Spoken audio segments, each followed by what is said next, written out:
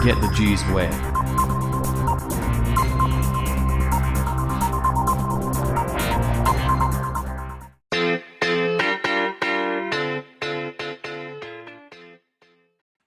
नमस्कार दोस्तों, स्वागत है आपका हमारे YouTube चैनल द जीएस वे में। दोस्तों हम लोग करा रहे हैं RRB group D NTPC CBT 2 की तैयारी। इसमें हम लोग प्रैक्टिस सेट 8वीं की बात करेंगे। मोस्ट एक्सपेक्टेड क्वेश्चन जीके और साइंस की पूरी तैयारी हमारे चैनल द जीएस वे में हम लोग करा रहे हैं। दोस्तों अभी तक अगर आपने चैनल को सब्सक्राइब नहीं किया है तो प्लीज़ चैनल को जरूर सब्सक्राइब कर लें और हमारे टेलीग्राम चैनल से जरूर जुड़ जाएँ। उसकी लिंक आपको डिस्क्रिप्शन में दे दी जाएगी। चलिए शुरू करते हैं आज का पहला प्रश्न। पहला प्रश्न, भारत के पहले मुख्य न्यायाधीश कौन थे? तो भारत के पहले मुख्य न्यायाधीश थे दोस्तों हरिलाल जे कानिया। ऑप्शन सी इसका सही उत्तर हो जाएगा। हरिलाल जे कानिया जो कि भारत के पहले मुख्य न्यायाधीश थे, वह 1950 से 1951 तक भारत के मुख्य न्यायाधीश रहे और मुख्य न्यायाधीश के रूप में कार्य करते हुए उन्होंने भारत के पहले राष्ट्रपति डॉक्टर राजेंद्र प्रसाद को शपथ दिलाई थी। नेक्स्ट, दूसरा प्रश्न, वह उपकरण जो रासायनिक ऊर्जा को विद्युत ऊर्जा में परिवर्तित करता है उसे क्या कहा जाता है? तो वह उपकरण जो रासायनिक ऊर्जा को विद्युत ऊर्जा में परिवर्तित करता है तो उसे बैटरी कहा जाता है। ऑप्शन डी इसका सही उत्तर हो जाएगा। दोस्तों बैटरी वह उपकरण है जो रासायनिक ऊर्जा को संग्रहित करता है और उसे विद्युत ऊर्जा में परिवर्तित करता है। और एक बैटरी में रासायनिक प्रतिक्रियाओं में एक बाहरी सर्किट के माध्यम से एक पदार्थ से दूसरे में इलेक्ट्रॉनों का प्रवाह शामिल होता है। याद रखिएगा, इंपॉर्टेंट है। दोस्तों अन्य की बात करेंगे जिसमें आपका मोटर, जनरेटर और चल कुंडल मीटर है। जैसे कि मोटर की बात कर लेंगे तो ये विद्युत ऊर्जा को यांत्रिक ऊर्जा में परिवर्तित करता है और यह फ्लेमिंग के बाएं हाथ के नियम पर कार्य करता है। तथा डायनेमो दोस्तों ये यांत्रिक ऊर्जा को विद्युत ऊर्जा में परिवर्तित करता है। इसी का दोस्तों जस्ट उल्टा हो जाता है। और जनरेटर की बात करेंगे तो ये यांत्रिक ऊर्जा को विद्युत ऊर्जा में परिवर्तित करता है और यह फ्लेमिंग के दाहिने हाथ के नियम पर काम करता है। डायरेक्ट प्रश्न आपके पूछ लिया जाता है कि जनरेटर किस फ्लेमिंग के कौन से हाथ पर काम करता है? दोस्तों दाहिने हाथ के नियम पर। चल कुंडल मीटर की बात करते हैं, घूमते हुए कुंडल के विक्षेपण द्वारा एक छोटे विद्युत प्रवाह या करंट के फंक्शन को मापना तथा विक्षेपण एक यांत्रिक घुमाव है जो वर्तमान से उत्पन्न बलों से प्राप्त होता है। उदाहरण के लिए दोस्तों गैल्वेनोमीटर। याद रखिएगा। नेक्स्ट, तीसरा प्रश्न, भारत का पहला मानव अंतरिक्ष मिशन गगनयान किस वर्ष में लॉन्च किया जाएगा? दोस्तों मैं प्रश्न पहले भी करा चुका हूं आपको, शायद करंट अफेयर्स क्लास में कराया या फिर हाल ही में कोई किस्मी क्लास में कराया है मैंने। तो ये दोस्तों 2023 में। ऑप्शन बी इसका सही उत्तर हो जाएगा। भारत का पहला मानव अंतरिक्ष मिशन गगनयान 2023 में लॉन्च किया जाएगा। यह जानकारी संघ राज्य स्वतंत्र प्रभार विज्ञान एवं प्रौद्योगिकी मंत्री जितेंद्र सिंह ने 9 दिसंबर 2021 को दी। और 2022 में दोस्तों गगनयान के 2 मानव रहित मिशन भी होंगे। नेक्स्ट, चौथा प्रश्न, भारी व्यायाम के दौरान किसके जमा होने के कारण हमें पैरों में ऐंठन होने लगती है? तो पैरों में ऐंठन होने लगती है दोस्तों लैक्टिक अम्ल। ऑप्शन बी इसका सही उत्तर हो जाएगा। भारी व्यायाम के दौरान ऊर्जा की मांग अधिक होती है लेकिन ऊर्जा उत्पन्न करने के लिए ऑक्सीजन की आपूर्ति सीमित होती है। नेक्स्ट, पांचवा प्रश्न, संचारी रोगों का सबसे आम वाहक कौन है? दोस्तों सिर्फ मेरा काम आपको सिर्फ पढ़ाना है, इससे ज़्यादा मैं दोस्तों नहीं कर सकता हूँ। पढ़ना दोस्तों आप ही को पड़ेगा। जब आप लोग दोस्तों वीडियो देखेंगे ही नहीं सही से, मन लगा के पढ़ेंगे ही नहीं, तो दोस्तों मैं उसके अलावा क्या कह सकता हूँ। जो अगर आपको कुछ गलत कंटेंट में गलत लग रहा हो तो आप हमको बता सकते हैं कि आप गलत कंटेंट आप गलत बता रहे हैं या फिर आंसर कोई गलत है। तो संचारी रोगों का सबसे आम वाहक होता है दोस्तों घरेलू मक्खी। दोस्तों बस पढ़िए, बस आप, मेरा सिर्फ यही कहना है आपसे, घरेलू मक्खी।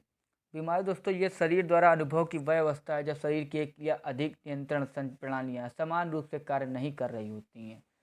इसी में आपका संचारी रोग होते हैं, जैसे कि वह रोग जो मनुष्य और जानवरों में जैविक कर्मकों के माध्यम से एक शरीर से दूसरे शरीर में संक्रामक या फिर संचरित होती है। उदाहरण के लिए देख लीजिए इन्फ्लुएंजा, इबोला और कोविड-19 जैसे रोग।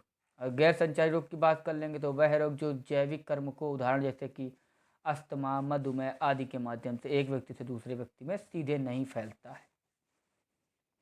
नेक्स्ट, वैसे ही आपका दोस्तों संचारी रोगों का सबसे आम वाहक घरेलू मक्खी होता है, याद रखिएगा। मक्खियाँ अपने पैरों पर मुंह पर रोज रोगजनों को इकट्ठा करती हैं और जब मादाएं विघटित कार्बनिक पदार्थों जैसे मल, कचरा और जानवरों की लाशें पर अंडे देती हैं।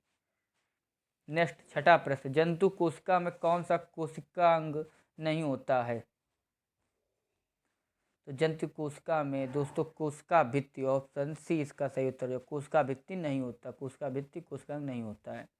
अब जंतु कोशिका की बात कर लेंगे दोस्तों। पौधों और जंतु कोशिकाओं के बीच मूलभूत समानता के बावजूद उनके बीच कुछ आश्चर्यजनक अंतर, जैसे कि यद्यपि दोनों कोशिकाओं को यूकेरियोटिक कोशिकाओं में वर्गीकृत किया गया है और कोशिका भित्ति रक्तिकाएं और क्लोरोप्लास्ट एक पादप कोशिका के सबसे उल्लेखनीय और विभेदक घटक हैं जो जंतु कोशिकाओं में अनुपस्थित हैं।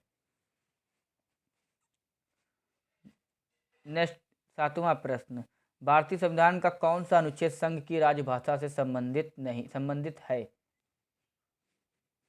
तो भारतीय संविधान का दोस्तों 343, ऑप्शन बी इसका सही उत्तर है। 343 जो कि दोस्तों 343 एक में प्रावधान है कि देवनागरी लिपि में दोस्तों हिंदी संघ की राजभाषा होगी, याद रखिएगा। 343 में आपका राजभाषा संबंधित है और 343 एक में प्रावधान है कि देवनागरी लिपि में हिंदी संघ की राजभाषा होगी। और अनुच्छेद 342 के 2 में संविधान के लागू होने की तारीख से 15 साल की अवधि के लिए संघ के आधिकारिक काम में अंग्रेजी के प्रयोग को जारी रखने का भी प्रावधान है, याद रखिए।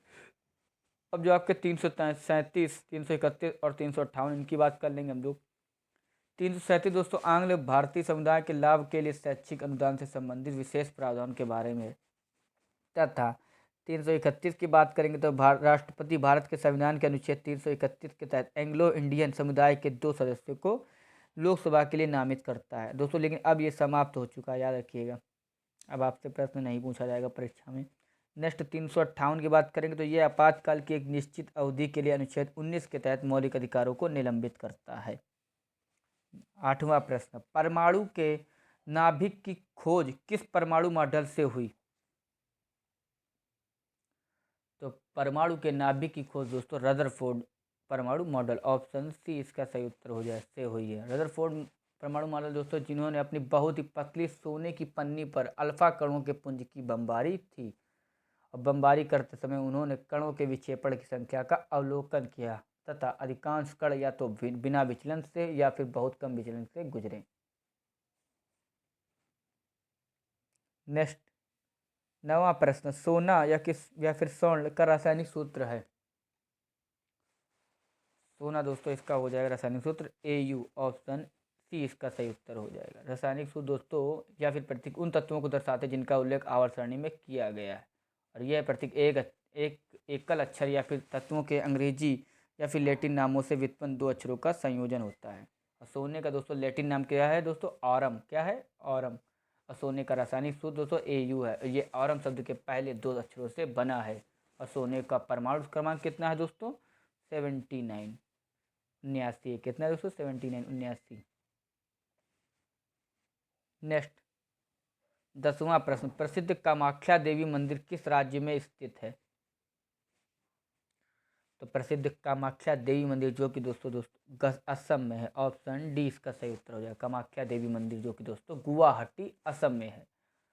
कामाख्या मंदिर दोस्तों एक शक्ति मंदिर है जो कामाख्या देवी को समर्पित है। यह 51 शक्तिपीठों में से सबसे पुराना है। यहाँ हर साल प्रसिद्ध अम्बुबाची मेला आयोजित किया जाता है। याद रखिए, प्रश्न आपका एग्जाम में पूछा गया है कि अम्बुबाची मेला कहाँ आयोजित किया जाता है दोस्तों? तो कामाख्या मंदिर में। याद रखिएगा, हर साल प्रसिद्ध किया जाता है यहाँ पे मंदिर।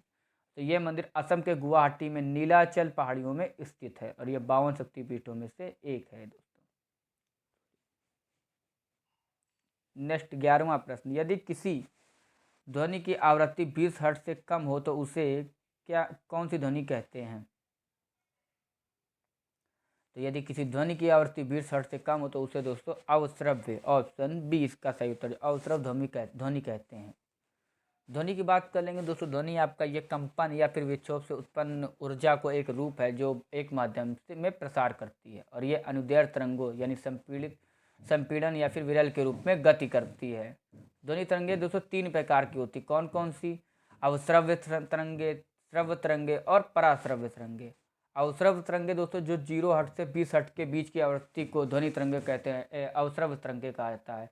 जैसे गर्जन, ज्वालामुखी आदि से उत्पन्न ध्वनि और हाथी और बैल जैसे जानवर अश्रव्य ध्वनि सुन सकते हैं, याद रखिएगा। और श्रव्य तरंगे दोस्तों 20 हर्ट्ज से 20,000 हर्ट्ज के बीच की आवृत्ति को ध्वनि तरंगे को श्रव्य तरंगे कहा जाता है। और मानव कान दोस्तों हम लोग जैसे कि इन आवृत्ति को सुनने में सक्षम हो सकते हैं।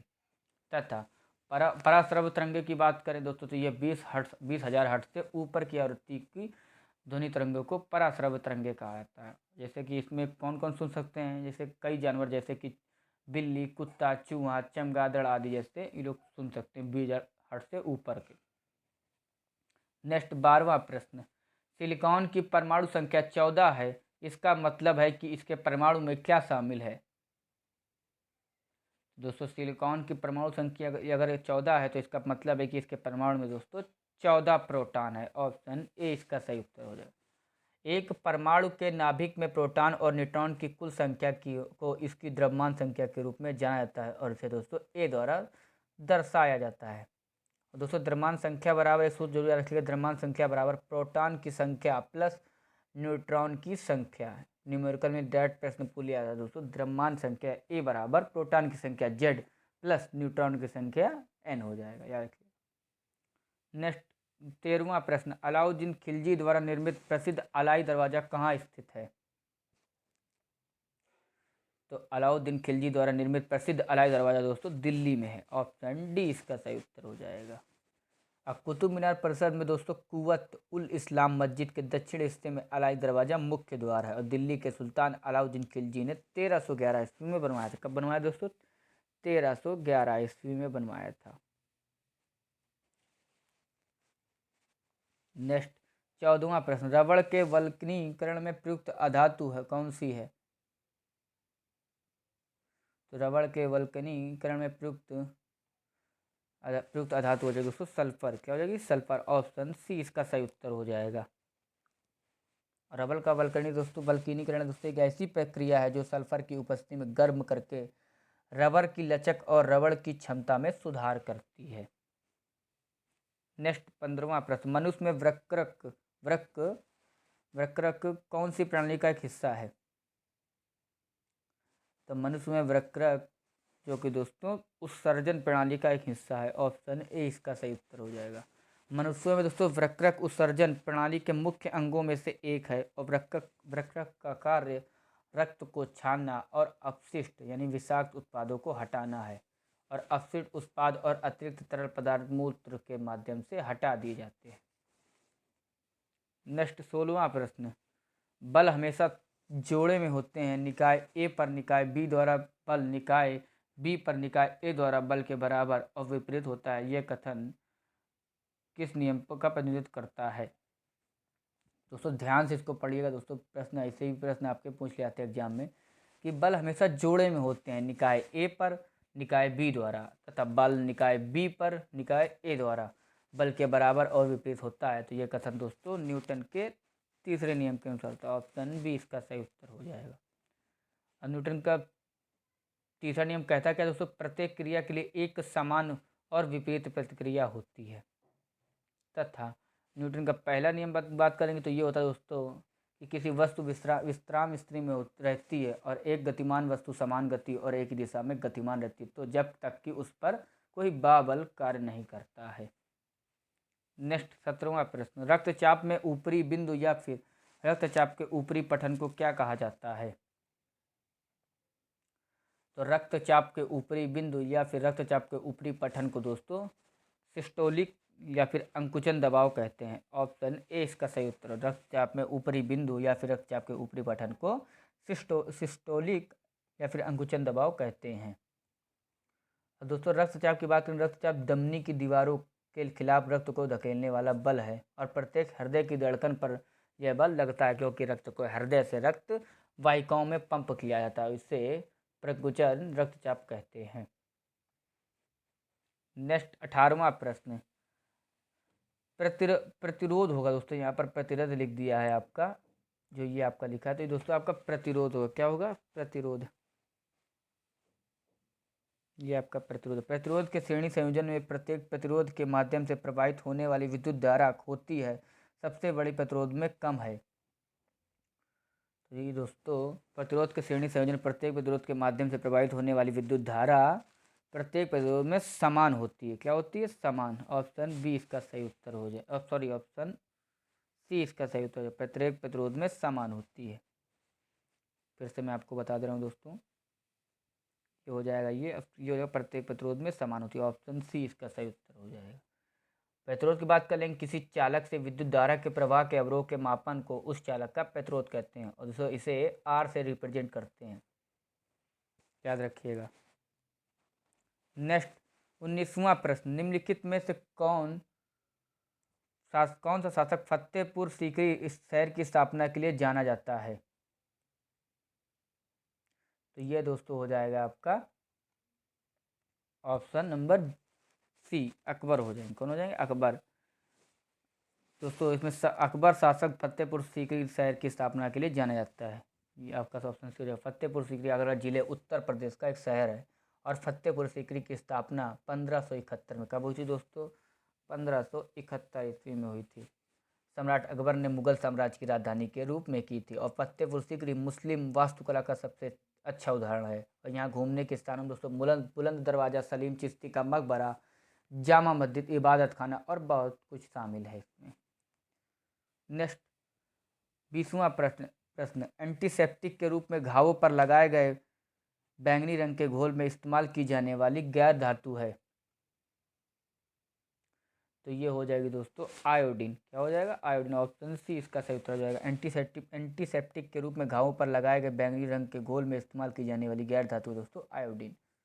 दोस्तों दैनिक जीवन में धातु और गैर धातुओं के उपयोग बहुत से होते हैं दोस्तों। धातु की बात कर लेंगे तो धातु का उपयोग मशीनरी, ऑटोमोबाइल, हवाई जहाज और ट्रेन, उपग्रह, औद्योगिक गैजेट, खाना पकाने के बर्तन, पानी के बॉयलर आदि बनाने में किया जाता है। और गैर धातु की बात कर लेंगे तो गैर धातु आपका हो जाएगा हमारे जीवन के लिए दोस्तों सभी जीवित प्राणियों श्वास के दौरान सांस लेते हैं, याद रखिएगा।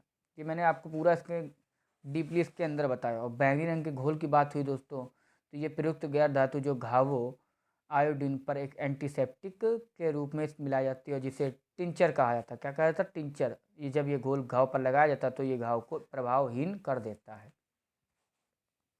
नेक्स्ट 21वां प्रश्न, निम्नलिखित में से किस पादप ऊतकों में मृत कोशिकाएं होती हैं? तो पादप ऊतकों में मृत कोशिकाएं होती हैं दोस्तों दृढ़ हो जाए। क्या हो जाएगा दोस्तों? ऑप्शन डी इसका सही उत्तर है, दृढ़। इनका नाम भी दोस्तों समझ में नहीं आता दोस्तों, दृढ़ बोल सकते, दृढ़ोतक। कभी कभी दोस्तों कुछ शब्द फंस जाते हैं मुंह में ही दोस्तों। तो दोस्तों दृढ़ोतक। क्या हो जाएगा? दृढ़ोतक। आप सही से निकला है दोस्तों। दृढ़ोतक पादप ऊतकों में मृत कोशिकाएं होती हैं और दृढ़ोतक कोशिकाएं पौधों में मौजूद स्थायी ऊतक है। उनका कार्य पौधों के कठोरता और दृढ़ता प्रदान करता है और ये मृत कोशिकाओं में बनी होती हैं। एक बार फिर बोलना चाहूँगा दोस्तों, दृढ़ोतक। याद रखिएगा। नेक्स्ट 22वां प्रश्न, अप्रैल 2021 में रेलवे बोर्ड में संचालन और व्यवसाय विकास के पद के लिए किसे नियुक्त किया गया है? तो अप्रैल 2021 में रेलवे बोर्ड में संचालन और व्यवसाय विकास के पद के लिए दोस्तों संजय कुमार मोहंती, ऑप्शन बी इसका सही उत्तर हो जाएगा, को नियुक्त किया गया है दोस्तों। नेक्स्ट 23वां प्रश्न, एक शरीर जिसका द्रव्यमान m है समान रूप से एक अर्ध त्रिज्या के वृत्त में घूम रहा है, शरीर पर अभिकेंद्री बल होगा।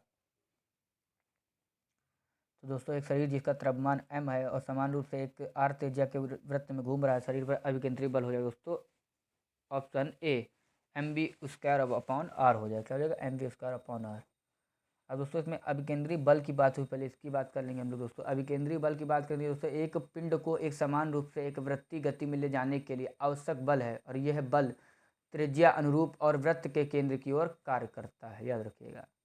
अब दोस्तों इसमें आपकी जो mv² अपॉन r की बात करेंगे, इसमें m आपका बराबर हो जाएगा मास, v बराबर दोस्तों वेलोसिटी और r बराबर हो जाएगा दोस्तों रेडियस, याद रखिएगा। नेक्स्ट 24वां प्रश्न, एक लेंस की शक्ति की SI मात्रक क्या है? तो एक लेंस की शक्ति की SI मात्रक है दोस्तों डायोप्टर। क्या हो जाएगा? Option C dioptre. दोस्तों ये सभी को पता हो दोस्तों, ये तो सभी को पता होगा, मैं भी जानता हूँ। अब दोस्तों इसमें आपका शक्ति की बात करेंगे आपकी, तो शक्ति की परिभाषा हो जाएगी प्रकाश को मोड़ने की क्षमता, और मीटर में लेंस दर्पण की फोकल दूरी को दोस्तों व्युत्क्रम के बराबर होती है, याद रखिएगा। नेक्स्ट 25वां प्रश्न, निम्नलिखित में से किस संस्थान ने सतत विकास प्रभाव शिखर सम्मेलन 2021 का आयोजन किया? तो यह किया दोस्तों विश्व आर्थिक मंच, ऑप्शन बी इसका सही उत्तर हो जाएगा। विश्व आर्थिक मंच संस्थान ने सतत विकास प्रभाव शिखर सम्मेलन 2021 का आयोजन किया, ये इसका सही उत्तर हो। कब किया दोस्तों? तो ये 20 से 23 सितंबर 2021 को किया इसका आयोजन। इसका आयोजन विश्व आर्थिक मंच WEF द्वारा किया गया। नेक्स्ट 26वां प्रश्न, पौधे का यौन प्रजनन अंग है? तो पौधे का यौन प्रजनन अंग है दोस्तों पुष्प, क्या हो जाएगा? पुष्प, ऑप्शन ए इसका सही उत्तर हो जाएगा। अब पादप प्रजनन की बात कर लेंगे दोस्तों इसमें, कि लैंगिक जनन को जैसे दो माता पिता से उनके युग्मक या फिर लिंग कोशिकाओं के उपयोग करके एक नए जीव के उत्पादन के रूप में परिभाषित किया गया है। अब इसके अंदर मैं ज़्यादा नहीं बताना चाहता हूँ आपको। नेक्स्ट 27वां प्रश्न, प्रोसेसर चिप की गति किसमें मापी जाती है? तो देखिए दोस्तों नापी जाती है दोस्तों ऑप्शन बी MHz में, किसमें? ऑप्शन बी इसका सही उत्तर हो जाएगा। प्रोसेसर चिप की गति MHz में नापी जाती है। अब प्रोसेसर की गति की बात कर लेंगे, तो प्रोसेसर की गति घड़ी की गति के सापेक्ष होती है, जिसे चक्र प्रति सेकंड की इकाइयों से मापा जाता है। और CPU दोस्तों लाखों और अरबों हर्ट्ज, मेगाहर्ट्ज और गीगाहर्ट्ज की दर से चलते हैं, याद रखिएगा। तो इसमें आपका क्या हो जाएगा? प्रोसेसर चिप की गति मेगाहर्ट्ज में मापी जाती है, ये आपका सही उत्तर हो जाएगा। नेक्स्ट 28वां प्रश्न, निम्नलिखित में से किसे यारलुंग सांस्कोपो के नाम से भी जाना जाता है? तो ये दोस्तों जाना जाता है ब्रह्मपुत्र नदी को। कौन सी नदी? ब्रह्मपुत्र नदी को यारलुंग सांस्कोपो के नाम से भी जाना जाता है। नेक्स्ट 29वां प्रश्न, जमैका में भारत के नए राजदूत के रूप में किसे नियुक्त किया गया है? तो जमैका में भारत के नए राजदूत के रूप में नियुक्त किया गया दोस्तों R मसाकोई को, ऑप्शन सी इसका सही उत्तर हो जाएगा। R मसाकोई को जमैका में भारत के नए राजदूत के रूप में नियुक्त किया गया है। ये उच्चायुक्त होंगे भारत के जमैका में। नेक्स्ट 30वां प्रश्न, SBI cards and payments services ने एक विशेष सह बॉन्डेड कॉन्ट्रैक्टलेस क्रेडिट कार्ड लॉन्च करने के लिए निम्नलिखित में से किसके साथ करार किया है? तो ये हो जाएगा दोस्तों फैब इंडिया। किसके साथ किया है? ऑप्शन सी फैब इंडिया के साथ SBI cards and payment services ने एक विशेष सह bounded contactless credit card launch करने के लिए फैब इंडिया के साथ करार किया है। नेक्स्ट 31वां प्रश्न, एक 30 न्यूटन का बल 10 किलोग्राम मीटर सेकंड की पावर -1 के प्रारंभिक संवेग साथ एक पिंड जो फिर एक सीधी रेखा में गतिमान है पर कार्य कर रहा है, तो 3 सेकंड के बाद अंतिम संवेग ज्ञात कीजिए। तो दोस्तों ये हो जाएगा आपका और गति का दूसरा नियम दोस्तों इसमें लग जाएगा F×T, क्या हो जाएगा? F बराबर PT लगा सकते हैं इसको। और संवेग दोस्तों गति का दूसरा नियम कहता है कि संवेग परिवर्तन के दर लागू किए गए बल के समानुपाती होता है, याद रखिएगा। यहाँ पर आपका F बल है और T समय है, और दोस्तों P आपका संवेग में परिवर्तन है। तो इसका सही उत्तर हो जाएगा दोस्तों आपका ऑप्शन डी 100 किलोग्राम मीटर पर सेकंड -1 हो जाएगा, पावर -1।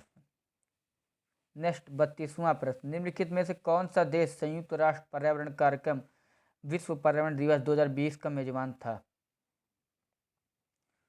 तो यह दोस्तों था कोलंबिया। कौन सा देश था? कोलंबिया देश संयुक्त राष्ट्र पर्यावरण कार्यक्रम विश्व पर्यावरण दिवस 2020 का मेजबान था। नेक्स्ट 33वां प्रश्न, निम्नलिखित में से किस यौगिक को कास्टिक सोडा के रूप में जाना जाता है? तो दोस्तों यौगिक को कास्टिक सोडा के रूप में जाना जाता है तो NaOH को, ऑप्शन बी इसका सही उत्तर हो जाएगा। सोडियम हाइड्रोक्साइड NaOH को कास्टिक सोडा के रूप में जाना जाता है, और उनके समान नामों के साथ कुछ समान रासायनिक यौगिक हैं। दोस्तों इसके बात करेंगे अन्य, जैसे कौन कौन से आपके पूरा नाम सहित विवरण की बात करेंगे, रासायनिक यौगिक, समान नाम और रासायनिक सूत्र की बात करेंगे सभी का। बहुत ही इंपॉर्टेंट है दोस्तों सभी के लिए। रासायनिक नाम की बात करेंगे सोडियम बाइकार्बोनेट, इसका सामान्य नाम है दोस्तों बेकिंग सोडा है। और रासायनिक सूत्र क्या है, NaHCO3। डायरेक्ट प्रश्न पूछ जाता है एग्जाम में। कैल्शियम क्लोरो हिपोक्लोराइड की बात करेंगे दोस्तों, ये इसका नाम हो जाएगा रासायनिक सामान्य नाम ब्लीचिंग पाउडर। इसको किस रासायनिक सूत्र क्या हो जाएगा, CaClO2 हो जाएगा, याद रखिएगा। सोडियम हाइड्रोक्साइड की बात करेंगे, इसका सामान्य नाम हो जाएगा कास्टिक सोडा, इसको दोस्तों NaOH बोलते हैं, जो अभी आपसे पूछा गया है।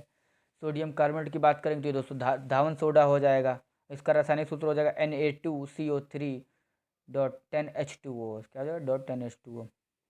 कार्बन डाइऑक्साइड की बात करेंगे दोस्तों, सूखी बर्फ हो जाएगी दोस्तों CO2। कॉपर सल्फेट की बात करेंगे दोस्तों, नीला विट्रियोल, इसको दोस्तों रासायनिक सूत्र हो जाएगा CuSO4। फेरस सल्फेट की बात करें दोस्तों, हरा विटेल हो जाएगा, क्या हरा विटेल, FeSO4। सल्फ्यूरिक एसिड की बात करेंगे दोस्तों, विटेल का तेल, इसको दोस्तों H2SO4 हो जाएगा, क्या हो जाएगा H2SO4। यहाँ पे दोस्तों ये नीचे हो जाएगा, क्या होगा H2SO4।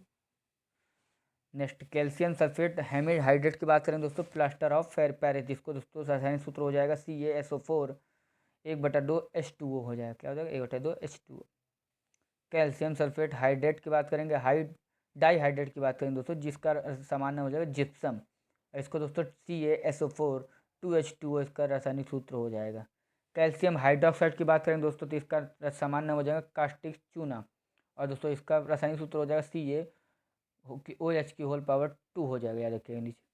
सोडियम नाइट्रेट की बात करें दोस्तों, चिली सॉल्ट पेपर इसका सामान्य नाम हो जाएगा, तथा इसको रासायनिक सूत्र हो जाएगा NaNO3। पोटेशियम नाइट्रेट की बात करेंगे, इसका सामान्य नाम हो जाएगा सोरा, और इसको दोस्तों रासायनिक सूत्र हो जाएगा KNO3। हाइड्रोक्लोरिक एसिड की बात करेंगे दोस्तों, इसका सामान्य नाम हो जाएगा मुरिएटिक एसिड, तथा इसको HCl बोलते हैं। नेक्स्ट 34वां प्रश्न, मांसपेशी किसके द्वारा हड्डी से जुड़ी होती है। तो मांसपेशी दोस्तों केवल टेंडेंस कंडरा, ऑप्शन सी इसका सही उत्तर हो जाएगा। किसके द्वारा जुड़ी होती है, कंडरा दोस्तों एक रेशेदार संयोजी ऊतक है जो मांसपेशियों को हड्डी से जोड़ता है, और ये हड्डी या संरचना को गति करने में सहायक करता है। नेक्स्ट 35वां प्रश्न, नवंबर 2021 में निम्नलिखित में से कौन T20 क्रिकेट में सबसे तेज 400 विकेट लेने वाले गेंदबाज बन गए हैं। तो ये दोस्तों बन गए हैं ऑप्शन बी राशिद खान। दोस्तों ये अब अफगानिस्तान के T20 कप्तान भी हो गए हैं दोस्तों। ये इन्होंने राशिद खान नवंबर 2021 में T20 क्रिकेट में सबसे तेज 400 विकेट लेने वाले गेंदबाज बन गए, याद रखिएगा, इंपॉर्टेंट है, बहुत ही प्रतिभा है दोस्तों इनमें, कि ऐसे माहौल से दोस्तों इन्होंने इतना बड़ा कीर्तिमान स्थापित किया है जो कोई नहीं कर सकता दोस्तों। नेक्स्ट 36वां प्रश्न, यदि हम दो अपरिमेय संख्याओं को जोड़ते हैं तो परिणामी संख्या क्या होगी। यदि हम दो अपरिमेय संख्याओं को जोड़ते हैं तो परिणामी संख्या हो जाएगी दोस्तों एक परिमेय या फिर एक अपरिमेय संख्या हो सकती है, ऑप्शन डी इसका सही उत्तर हो जाएगा। एक परिमेय या फिर एक अपरिमेय संख्या हो सकती है।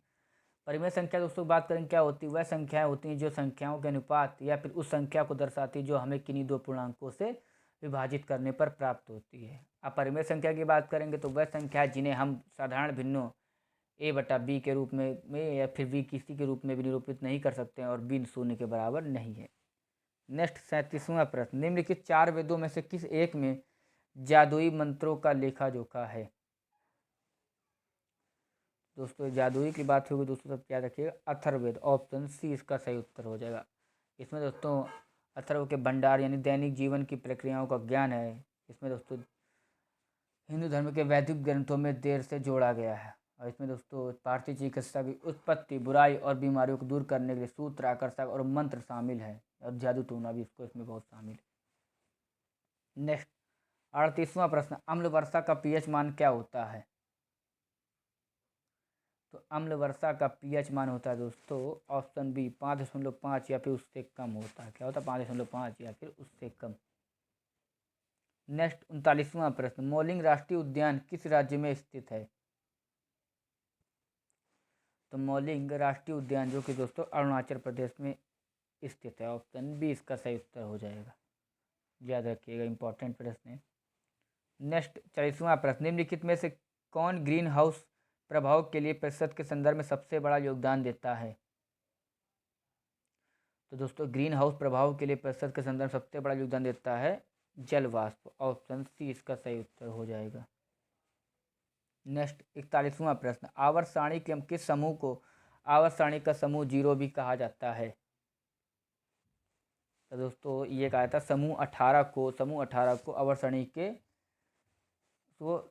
के समूह 0 भी कहा जाता है, याद रखिएगा कि आवर्त सारणी के समूह में 18 में से नोबेल गैसों के समूह 0 कहा जाता है, याद रखिएगा। इसे मूल रूप से समूह 0 भी कहा जाता है क्योंकि नोबेल गैसों की खोज के बाद यह माना जाता है दोस्तों कि वह अन्य तत्वों के साथ प्रतिक्रिया नहीं कर सकते। नेक्स्ट 42वां प्रश्न, दिसंबर 2020 में निम्नलिखित में से कौन टाइम पत्रिका के 2020 पर्सन ऑफ द ईयर नामित किए गए थे? तो पर्सन ऑफ द ईयर नामित किए गए थे दोस्तों जो बाइडेन और कमला हैरिस, दोनों। ऑप्शन ए इसका सही उत्तर हो जाएगा। जो बाइडेन जो कि दोस्तों अमेरिका के राष्ट्रपति हैं तथा कमला हैरिस जो कि दोस्तों वो अमेरिका की उपराष्ट्रपति हैं, और ये दोस्तों एक भारतीय मूल की हैं, याद रखिएगा, इम्पॉर्टेंट है। दोस्तों आई होप आपको वीडियो अच्छी लगी हो। अगर अच्छी लगे तो उसको लाइक करें, कमेंट करें एंड प्लीज़ चैनल को सब्सक्राइब करें। धन्यवाद।